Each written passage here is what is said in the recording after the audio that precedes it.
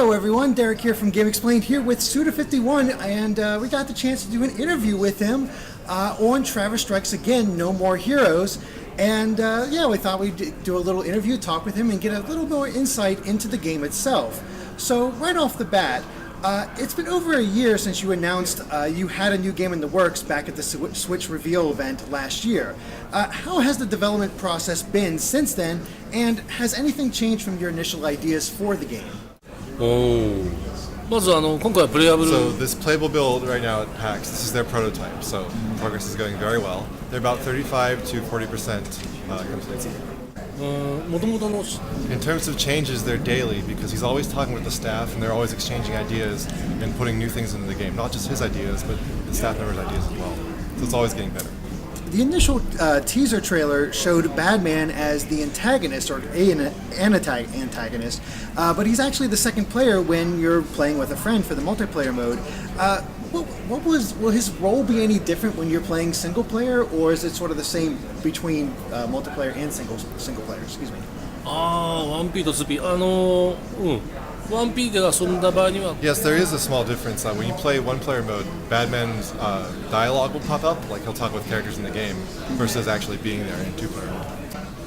あとはまあ技が本当に The other big change is that Batman has a totally separate skill list than Travis, completely different moves. So being able to play two-player will let you compare and use both of them together. Is there any kind of option to play as Batman as in single player? 1P モードでバットマンだけで遊ぶというモードはあります。ありますもちろんもちろん Yeah. Yes. Okay, Yeah. very cool. So we've seen that the first game world will have a top-down-like viewpoint, but will the other game worlds share a similar look, or will they differ in key ways and make them really stand out from one another? 形が Yes, there will be a variation. There'll be like a side-scrolling game and stuff like that. So he hopes everyone will enjoy the variety. Yeah. Given the focus on classic video games, will there be any secrets or maybe even cheat codes hidden throughout the levels to sort of push that angle? シート対応昔のようにボタン裏技ああいやそう用意するかもしれないし They may put something like that in. Definitely something with the button inputs like old games. I think I have an idea what he's talking about. We had a chance to play the build at the GDC demo, and there were intentional glitches that appeared there as well. Do these only appear in that particular world, or will they be something that pops up in the whole game and become worse as the game progresses? ああなるほどまあ基本は常にバグたちと戦いなので Yes, things will gradually get more and more intense as you play on. So he hopes everyone will enjoy that. Yeah, nice sense of progression. Is there anything about the current climate of games that made you decide to return to No More Heroes, or did you just sort of feel the time was right? ああ難しいな Yeah, so it wasn't really anything with the industry. It's just No More Heroes fans have always been very passionate. He's always gotten lots of requests to put out 3, especially when the Wii U came out, but timing wasn't exactly right. Then, whenever he saw the Switch hardware for the first time, instinct just sort of hit him, and he was like, this is where I gotta bring Travis back. What can we expect from the new batch of bosses that appear in Travis Strikes Again? Because that's always been sort of a key component of the No More Heroes series. Are they just as wild and wacky as we've seen before? いやまあ今回もSo the boss battles in each game world will be basically completely different mechanics. And in the PAX build, there's a boss at the end for the first world, Electro Triple Star. And that boss battle is pretty much like an orthodox action game boss battle, but they will change as you go through the games. And he's afraid of saying too much because he doesn't want to spoil it.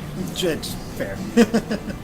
Is there going to be an upgrade system for Travis? You mentioned how Batman and Travis play differently, but will they learn new skills as you go along, or because of the shifting play styles, will it not really come into play? どんどんのゲームを進め So る yes, you will gain skills as you proceed through the game, and you can switch them up how you like. You can attach skills to one of each of the buttons on the right side, and then hold down L to use one of 4 different skills. Has Travis Touchdown changed in any way since the ending of No More Heroes 2? Since this is a 7-year time skip, and why such a lengthy time skip rather than, I don't know, a year or something? そうです7年間 Yes, so it's been 7 years of silence for Travis, and a lot has happened, and it has changed him a bit. He was supposed to be living in a motel in San Destroy, but now, as you see in the new game, he's in a trailer for some reason. And as you proceed through the game, you'll find out what happened to him and what went on. We've seen indie characters appear on Travis's shirts in Travis Strikes Back. Is there any chance that we might see Travis himself pop up in other games by other creators in the same way that, for example, Shovel Knight appears in Ukulele or just as a guest star in a lot of other indie games? ああそうなんだ。わお。If any other game is interested, Travis is always ready to listen. Oh, okay, that's perfect. Will Jun Fukuda and Masafume Takada return for the soundtrack of Travis Strikes Again, or are you going in a different direction for the music, since it is a little bit of a different game? 今回の SE は全部 Yeah, the music will be a little bit different this time because it's a different kind of game, and Fukuda-san will be doing the sound effects. Okay. But the music will be handled by two Japanese DJs, DJ Abo and DJ 12. Yeah, and about Takada Masafume, he recently worked on the Silver Case. So he's back at Grasshopper, so he's thinking about having him do something for Travis Strikes Again as well. Oh, that'd be really cool. Yeah. That'd be awesome. You've said that the game is currently 35 to 40% finished. We were just wondering if it's still on track to release this year, or if it, since there's still a little bit more than half the game to complete, if it might get delayed in any way, if there's a chance of that, or do you feel confident in coming out this year still? ああもちろん。Yeah. Of course. Of course. Yeah. I like the confidence. 自信があっていいですね。まあスピード上げて作ってるんで。They're speeding up, so まあ Okay. 現場がすごく今すごく回転してるので。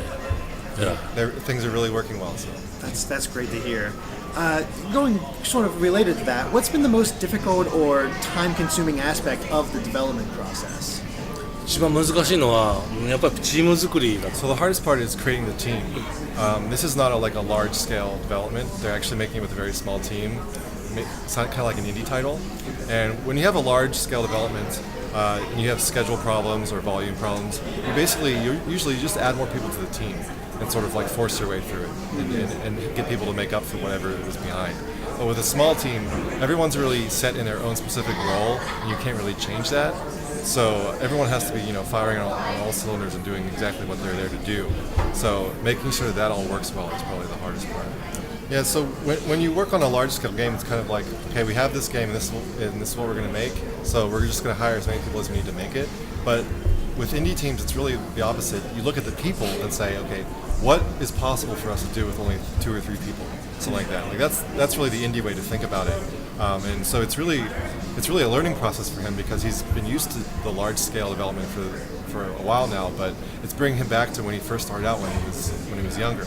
And coming to PAX and talking with other indie creators here really moves him, because he can feel that sort of indie spirit, and everyone's working in the same sort of way.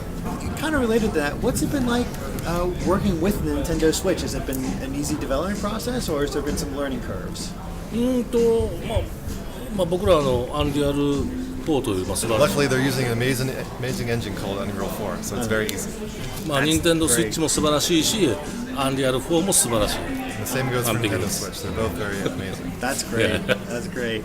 So for the final question, kind of have to ask, could interest and success with Travis Strikes Again lead to possibly a No More Heroes 3, or even just a return of No More Heroes 1 and 2 on the Switch as a port? I know it's really far in the future. また先の話です。いやいや、もちろん1と2が出たら最高なんですけど。 Yeah, of course it would be great to have 1 and 2 come back on the Switch, but for him, the purpose of making TSA is to really bring back a numbered sequel to the series. So that's the ultimate goal. Trying to get to 3. まあもう企画書も含めて構想は頭の中にある。 He already has the outline in his head and the project document ready to be made. So いやいや。 I would love it. I hope. ぜひ。いやいや、thank you. Well, is there anything else you want to say about Travis Strikes Again before we wrap things up? TSA のコメントがあれば。ああ、そうですね。今回PAXイーストで、DGC では皆さんに遊んでもらったんですけども、今回初めてPAXイーストでゲーマーのみんなに遊んでもらえるので、みんながこの新しい、トラビスのゲームをどう反応してくれるのか、どう感想を持つのか、すごく楽しみだし期待してますし、まあ、不安も少しあるんですけども、まあなんかね、そういった形でなるべく僕らもゲーマーイベントにたくさん出て、たくさんの人に遊んでもらって、まあ、このゲームを楽しんでもらって発売まで待っててほしいなと思ってます。はい。So yeah, this is the first time bringing it to PAX East, and he's excited, a bit nervous, just really eager to see everyone play and see what they think of it. He's going to try to get to as many events as possible to get to as many people as possible. That sounds great. Thank you so much for Thank you so much. talking Thank with you. us, and can't wait to try it out myself. 楽しみにしてます。Yeah. Oh, thank you. Yeah. you. Thank you. Thank you. Thank you so much. Thank you. Thank you. Thank you.